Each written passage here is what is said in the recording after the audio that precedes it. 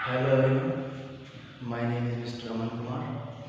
बेटा देखो, last time acid base को हम डिस्कस कर रहे थे और एसिड बेस के अंदर हमने डिफरेंट डिफरेंट रिएक्शंस की थी उनके आपस में।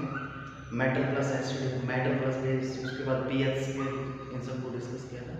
देखो आज का जो अपना टॉपिक है that is metal and non metal. देखो मेटल और नॉन मेटल को स्टार्ट करने से पहले ना हम प्रैक्टिकली अपनी लाइफ में मेटल और नॉन मेटल का यूज कहाँ कहाँ होता है, कहाँ कहाँ हम इनको देखते हैं, उनको भी समझना जरूरी है। देखो तो मैं बिल्कुल अगर स्टार्टिंग से मैं बात करता हूँ, देखो हर साल मेटल्स और नॉन मेटल्स की जो हमारे पास कैलकुलेशंस है, जो हमारे पास डेटा है, वो इंक्रीज होता रहता है। लास्ट टाइम शायद आपने 115 इधर आइए आप पढ़े होंगे एलिमेंट्स। अभी मैंने लिखे हैं 118 एलिमेंट्स हैं, और अगर मैं 118 एलिमेंट्स की बात करता हूँ तो उनके अंदर देखो आपके 90 तो मेटल्स रहेंगे, 22 नॉन मेटल्स रहेंगे और कुछ उसके अंदर मेटलॉइड्स रहेंगे। हम बताएंगे मेटलॉइड्स क्या होते हैं, मेटल क्या होते हैं, नॉन मेटल क्या होते हैं, इनका डिस्कस करेंगे, इनका एग्जाम्पल भी लेंगे। तो देखो मैं बिल्कुल स्टार्टिंग में अगर बात करता हूँ मेटल और नॉन मेटल की, होते ही क्या है, ये होते ही क्या है। तो देखो बच्चे इस बात को बिल्कुल क्लियर कर लो, मेटल जो होते हैं ये वो एलिमेंट्स होते हैं जो हीट एंड इलेक्ट्रिसिटी को कंडक्ट करते हैं। प्रॉपर्टीज तो और भी होती हैं, बट मैं आपको पहले हीट एंड इलेक्ट्रिसिटी से स्टार्ट कर रहा हूँ। अब कुछ बच्चों के माइंड में ये आ रहा होगा कि हीट और इलेक्ट्रिसिटी को कंडक्ट क्यों करते हैं, कैसे करते हैं, इन सब को भी हम डिस्कस करेंगे। बिल्कुल देखो अभी जो हम पढ़ रहे हैं ना, ठीक है, स्कोरिंग में हेल्प करेगी आपको, आपकी नॉलेज जो अभी आप ले रहे हो, पर ये बेटा ध्यान रखो, कई बच्चे ये कहते हैं कि ये सिलेबस में है, ये सिलेबस में नहीं है, ये डिलीट हो गया। इन सब बातों से ना अलग ही सोचा करो, कहीं ना कहीं आपकी नॉलेज तो गेन हो गई।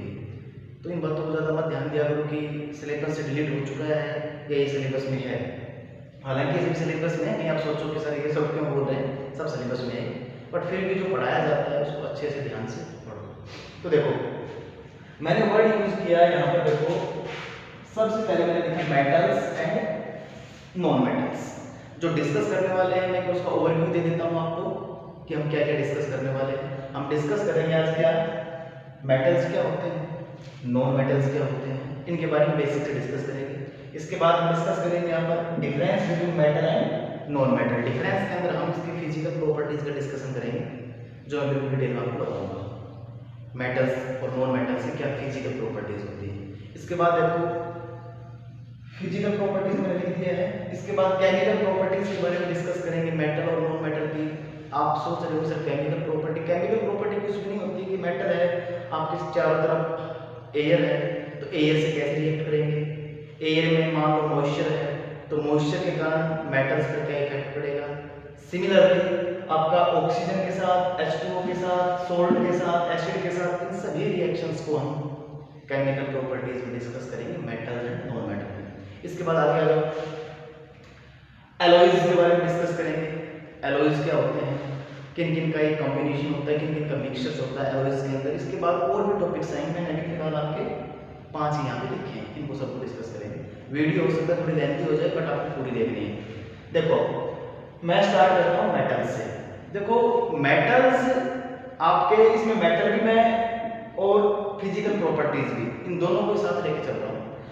हमने एक बात की थी हीट एंड इलेक्ट्रिसिटी को कंडक्ट करते हैं, तो बात यहाँ से भी आती है सर हीट को इलेक्ट्रिसिटी को कंडक्ट कैसे करते हैं। तो यहाँ पर देखो दो बातें आती हैं, हमने सबने पढ़ा है flow of charge, flow of electron, flow of current, ये सब इलेक्ट्रिसिटी की टर्म में बता रहा हूँ आपको। इन सब से आपकी इलेक्ट्रिसिटी प्रोड्यूस होती है, जनरेट होती है। I equal to Q T है, Q equal to I by T, Q equal to I by T. ये इक्वेशंस आप सबने पढ़ी है। यहाँ पे चार्ज, करंट और टाइम का डिस्कशन होता है। जब भी हम इलेक्ट्रिसिटी की बात करते हैं तो हम बोलते हैं flow of electron, flow of electrons. तो ऑब्वियस सी बात है, अगर मैं ये कहता हूं कि मेटल आपके हीट एंड इलेक्ट्रिसिटी को कंडक्ट करते हैं, तो उनमें से इलेक्ट्रॉन्स फ्लो होते हैं। मेटल्स अलाउ करते हैं इलेक्ट्रॉन्स को, चार्ज को अपने अंदर से फ्लो करने के लिए, तभी तो वो हीट एंड इलेक्ट्रिसिटी इलेक्ट्रिसिटी को कंडक्ट कर पाते हैं। हीट क्या होती है? हीट बेटा आपको पता हो तो कोई भी आपकी मेटल या कोई भी एलिमेंट है, जब आप उसको गर्म करते हैं, जब आप उसको गर्म करते हैं तो मान लो आपने किसी मेटल के इस एंड को हीट देना स्टार्ट किया और वो हीट फ्लो करते करते करते करते इस एंड पे आ जाएगी, समझ रहे हो? तो इसमें हीट का क्या हो गया? फ्लो हो गया। ये वाला पार्ट स्टार्टिंग में हॉट हुआ, गर्म हुआ, उसके बाद ये सारा का सारा पार्ट आपका गर्म हो जाता है, फ्लो ऑफ हीट हो रही है। दूसरा, इलेक्ट्रॉन्स को यूज करने के टर्म में, जैसे मान लो सोडियम लेता हूँ, सोडियम मैं इधर ले लेता हूँ, कुछ भी बोर्ड पूरा खुश हो जाता है, मैं यही दे रहा हूँ, ये इसका न्यूक्लियाई है। एटॉमिक नंबर सबको पता है कितने होते हैं सोडियम के? 11 होंगे तो फिर 2 8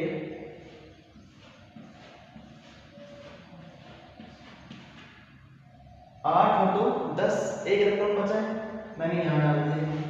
अब ये सोडियम क्या करेगा? इस इलेक्ट्रॉन को यूज करने की कोशिश करेगा। जैसे क्यों? To gain the stability. Every atom, every element, हर एक इस दुनिया में स्टेबल होना चाहता है, हर एक चीज स्टेबल होना चाहती है, तो ये सोडियम भी कोशिश करेगा। Every elements, every atom wants to be stable, so it will use its outermost electrons. जो इसका आउटर मोस्ट इलेक्ट्रॉन है, जिसको आप वैलेंस आयन बोलते हैं, उसको क्या कर देगा? यूज कर देगा, निकाल देगा स्टेबिलिटी को गेन करने के लिए, नोबल गैस कॉन्फिगरेशन को गेन करने के लिए। और जैसे ही इलेक्ट्रॉन को यूज करेगा तो ऑब्वियस सी बात है, नंबर ऑफ प्रोटॉन तो सेम रहेंगे। इलेक्ट्रॉन यूज कर दिया है तो कौन सा चार्ज कम हो गया है? नेगेटिव चार्ज कम हो गया है, एक्सेस पॉजिटिव चार्ज की हो चुकी है यहाँ पर। तो जैसे इलेक्ट्रॉन्स यूज करते हैं या गेन करते हैं, स्टेबिलिटी को रिसीव करने के लिए, नोबल गैस कॉन्फिगरेशन को गेन करने के लिए सब कुछ करते हैं ऐसा। इस वे से आपका इलेक्ट्रॉन्स का फ्लो कैटायन और एनायन के टर्म में आएगा। मैं आगे बताऊंगा इसके बारे में, अभी तो आप कंफ्यूज हो जाओगे, समझ रहे हो? अब बात आती है नॉन मेटल्स की। नॉन मेटल्स की, तो जो नॉन मेटल्स होते हैं वो ऑब्वियस है, इसका रिवर्स कर दो, अपोजिट कर दो, हीट एंड इलेक्ट्रिसिटी को कंडक्ट नहीं करते हैं। देखो कुछ बच्चे यहाँ पर कहेंगे कि सर ने एक्सेप्शनल केस नहीं बताए। मेटल एंड नॉन मेटल के अंदर एक्सेप्शनल हर टॉपिक पे आएगा। जैसे अगर मैं बात नॉन मेटल, मैंने अभी क्या कहा आपको कि जो आपके नॉन मेटल्स होते हैं वो हीट एंड इलेक्ट्रिसिटी को कंडक्ट नहीं करते। इसमें भी एक एक्सेप्शनल है जिसको आप ग्रेफाइट कहते हैं। क्या? ग्रेफाइट।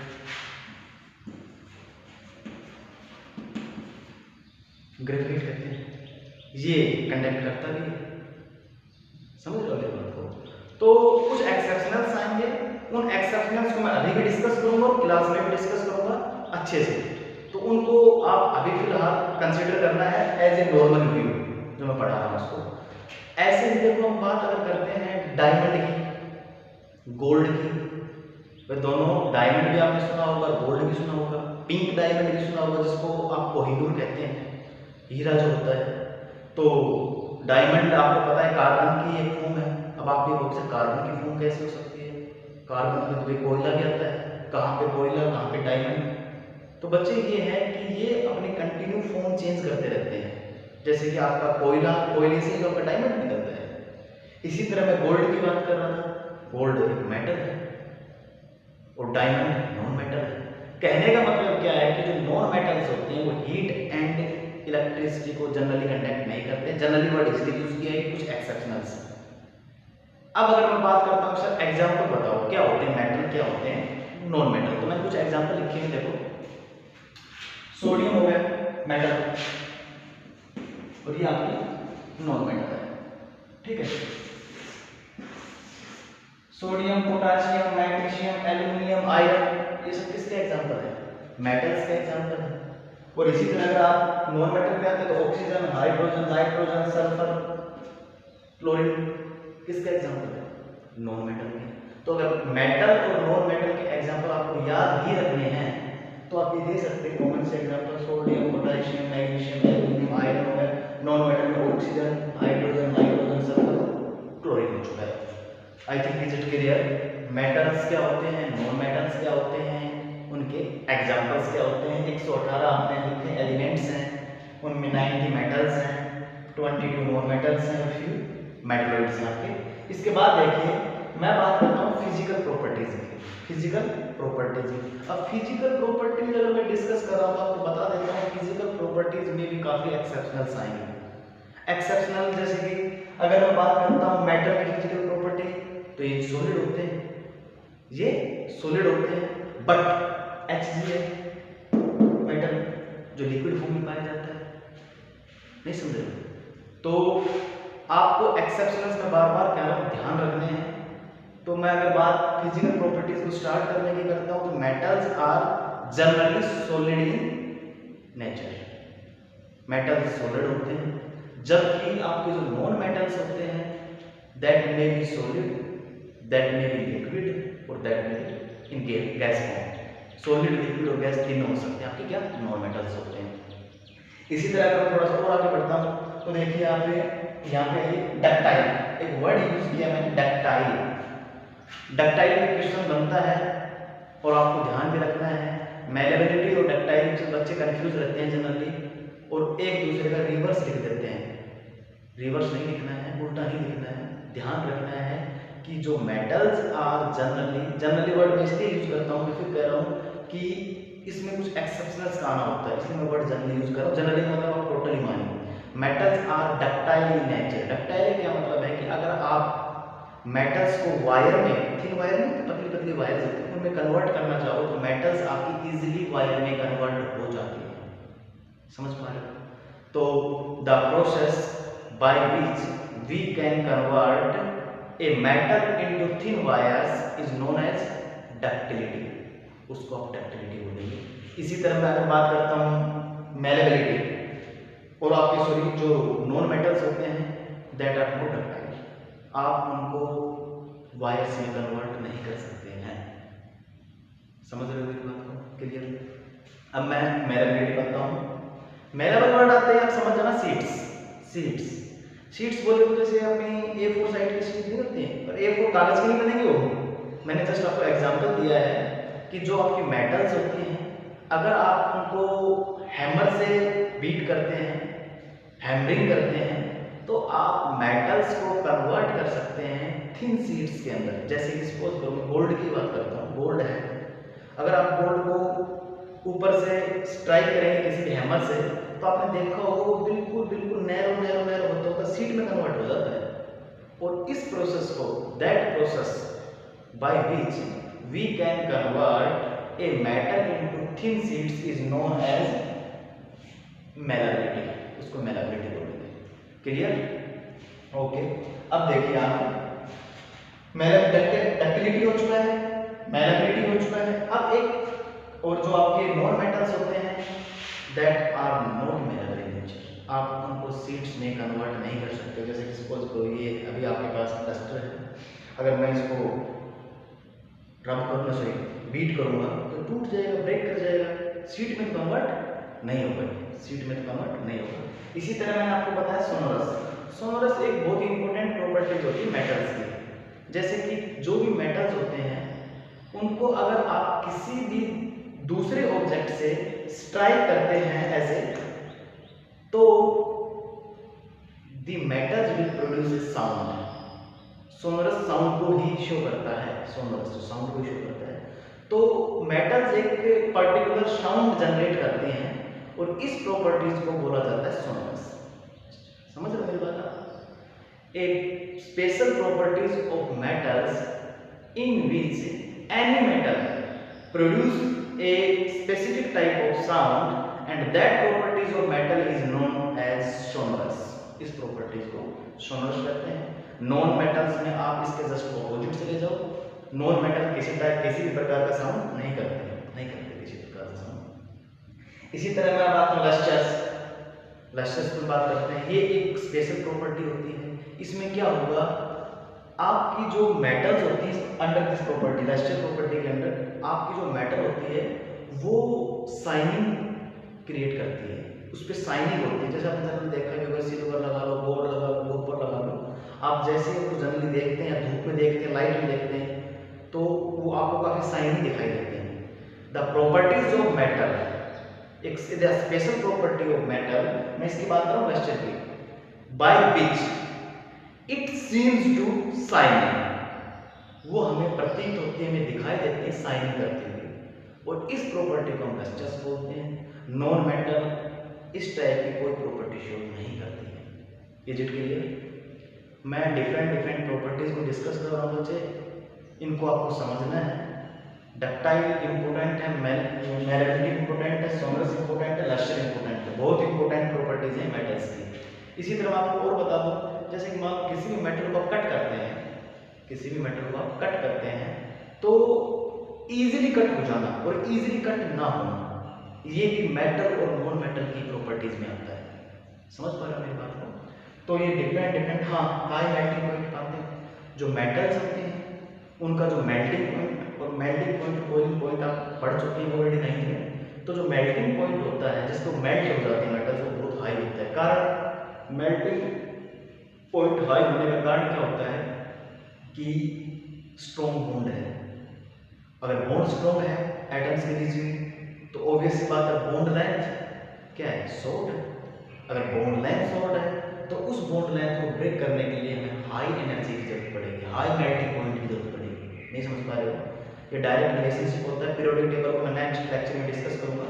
अभी फिलहाल हाई मेल्टिंग पॉइंट के बारे में इतना ही समझिए कि अगर किसी भी एलिमेंट के अंदर हाई मेल्टिंग पॉइंट है तो इसका मतलब ये है कि उसकी बॉन्ड लेंथ बहुत स्ट्रॉन्ग है और उस बॉन्ड लेंथ को ब्रेक करने के लिए हमें हाई एनर्जी की जरूरत होगी और उस हाई एनर्जी के टर्म में हम लिख देते हैं high melting point.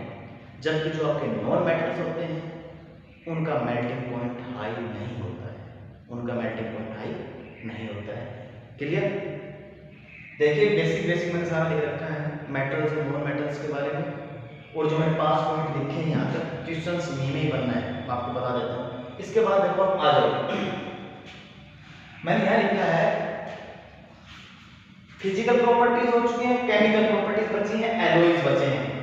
Physical properties आपकी हो चुकी हैं। फिजिकल प्रॉपर्टी इंपॉर्टेंट है, मैं बार बार कह रहा हूँ आपसे। इसी के अंदर भी कोरोजन आएगा, रस्टिंग ऑफ आयरन भी आएगा। केमिकल प्रॉपर्टीज की बात करूँ फिलहाल फिजिकल के अंदर देखिए आप पहला सॉलिड दिया है, सॉरी सॉलिड से पहले आप बोल सकते हो हीट एंड इलेक्ट्रिसिटी को कंडक्ट करने वाली पहली प्रॉपर्टी हीट एंड इलेक्ट्रिसिटी को कंडक्ट करने वाली ली थी। दूसरा जनरली सॉलिड होते हैं, नॉन मेटल नहीं होते हैं। थर्ड मैंने ली थी डक्टाइल, वायर्स में कन्वर्ट किया जा सकता है। फोर्थ वन मैंने मैलेबिलिटी ली थी, स्पीड्स में कन्वर्ट कर सकते हैं। फिर मैंने सोनोरस ली थी, साउंड क्रिएट करने वाली। फिर मैंने ली थी रेस्टस ली थी, शाइनिंग शो करती है मेटल्स, नॉन मेटल्स का अपोजिट करते हैं। फिर मैंने लिया था हाई मेल्टिंग पॉइंट्स, उसका मेल्टिंग पॉइंट नॉन मेटल्स का हाई नहीं होता है। क्लियर? समझना। अब हम देखो इसके बाद डिस्कस करेंगे, बोर्ड को रब करने के बाद मैं डिस्कस करूंगा किसके बारे में, केमिकल प्रॉपर्टीज के बारे में। और केमिकल प्रॉपर्टीज में मैं पहले ही बता रहा हूं नेक्स्ट लेक्चर में डिस्कस करने वाला हूं। केमिकल प्रॉपर्टीज में हम क्या डिस्कस करेंगे कि मान लो आपकी मेटल है, ओपन एनवायरनमेंट में है, तो हमारे सराउंडिंग में डिफरेंट गैसेस हैं, ऑक्सीजन भी है, मॉइस्चर भी है। तो जो आपकी मेटल्स और नॉन मेटल्स अलग करती नहीं, रिएक्ट करती है। बताओ कैसे मेटल ऑक्साइड बनते हैं। ऑक्सीजन से कैसे रिएक्ट करेगी मेटल, H2O से कैसे रिएक्ट करेगी मेटल, सोल्ट से रिएक्शन करने के बाद क्या इसका प्रोडक्ट आएगा, और एसिड बेस में पहले डिस्कस कर चुका हूँ। इसी तरह आपके जो मेटल्स होते हैं मैं आपको बता दूं, जैसे कि मान लो सिल्वर है, गोल्ड है, आपने देखा होगा एक टाइम के बाद काफी रफ हो जाती हैं, उनका जो आउटर सरफेस होता है वो ब्लैकिश हो जाता है। तो अब नेक्स्ट लेक्चर में हम ये भी डिस्कस करेंगे कि वो जो ब्लैकिश होता है वो कैसे मेटल ऑक्सीजन के साथ मिलकर मेटल ऑक्साइड्स बनाती है, फिर उसमें कैसे मॉइस्चर की एंट्री होती है। काफ़ी इंटरेस्टिंग होने वाला है। नेक्स्ट लेक्चर में मुझे डिस्कस करते हैं।